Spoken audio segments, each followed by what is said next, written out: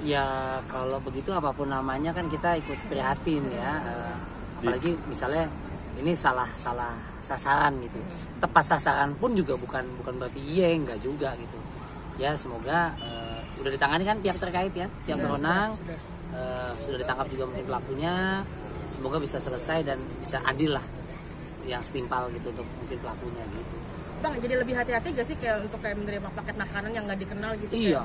Kalau saya mau dari dulu. Kalau saya sebagai penyiar di radio udah 24 tahun sampai sekarang ada aja amit-amit sih ya. Namanya kita bukan suuzon tapi lebih pada bahkan dulu katanya langkain dulu 7 kali bolak-balik. Bismillah lah begitu gitu bukannya klinik atau mistik ya enggak. Ya saya bismillah aja baca takutnya suuzon dosa. Kalau terlalu polos juga kadang-kadang ada oknum-oknum yang kayak begitu yang kasih racun apa amit-amit ya nggak bersih segala macam kan jadi gimana ya kita mesti berlaku bersikap gitu jadi yang pas-pas aja lah. Bang, Yo. mungkin terakhir dari gua bang Ya. melihat fenomena orang sampai ngirim makanan yang diracunin gitu karena mungkin sakit hati dan yang lain Ya.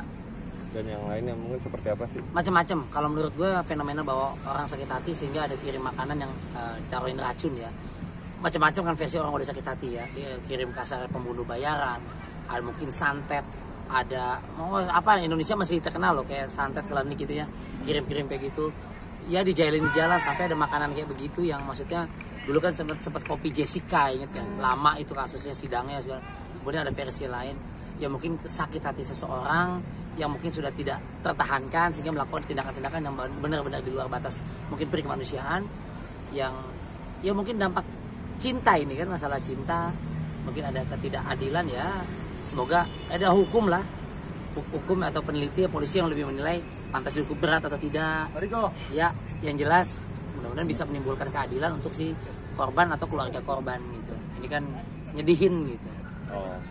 Pesannya untuk jangan pernah menerima makanan dari siapapun apalagi mengirim lewat ojol itu kan juga pesannya mungkin seperti apa? Nah kalau pesan pribadi saya dalam hal menerima makanan kadang-kadang gini kalau dari yang dikenal sih mungkin it's okay kali mungkin ibu kita ngirim makanan ke anaknya yang beda rumah gitu ya atau kakak adik tapi kalau yang nggak kita baca nggak kenal kita buka aduh apa nih ya dari siapa ya perasaan gue nggak ada apa endorse ya jadinya di endorse gitu cuma kalau nggak kenal ya mungkin ada pembelajaran lebih hati-hati kita nggak kenal nih ya sekali lagi bukan suuzon tapi lebih pada waspada lah kalau enak ya dimakan kalau sekiranya aman cuma kan bingung kalau di rumah nih cicipin dulu masa gue bawa ke Bepom Badan Pengawasan Obat Makanan baru gue makan lama bener gitu tapi lebih waspada mungkin kuncinya amin. Oke. Thank you Bang Diko. Makasih. Jujur ya ini kaget juga apalagi ini kan namanya bulan Ramadan ya di mana-mana kita coba berbuat baik ternyata masih ada aja orang yang punya niat nggak baik mau apa alasannya pun tidak dibenarkan lah walaupun ini bilang salah sasaran apalagi yang kena adalah keluarganya si ojek online ya ini tidak dibenarkan dan salut sama kepolisian yang langsung bisa menangkap. Tadi gue lihat di salah satu akun gosip juga yang udah ditangkap seorang perempuan. Kalau emang niatnya karena arah ke satu orang siapapun itu ya tetap tidak dibenarkan kalau udah ngomong namanya racun. Cuman yang sekarang harus kita pikirkan adalah sebenarnya apakah emang dengan mudah ya kita mendapatkan racun itu ya gitu sampai kayaknya masyarakat umum bisa melakukan itu. Jadi ya semoga ya yang pasti harus diproses secara hukum karena balik lagi ini sudah merugikan orang dan ini juga bahaya kalau sampai nanti orang-orang malah menyontoh gitu loh. Kalau kita nggak suka sama orang kita bisa melakukan hal yang nggak baik. Jadi ya baguslah diproses secara hukum aja sesuai dengan hukum yang berlaku di Indonesia. Jadi kayak wanti-wanti gak sih kalau misalnya dapat kiriman makanan yang nggak dikenal atau gimana gitu?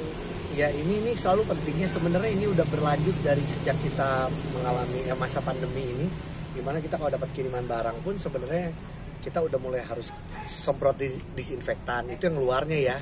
Terus juga kita udah harus tahu ini dari siapa. Makanya kalau gue sendiri kalau dapat kiriman makanan apapun, emang mungkin orang gampang untuk mendapatkan nama kalau apalagi public figure ya.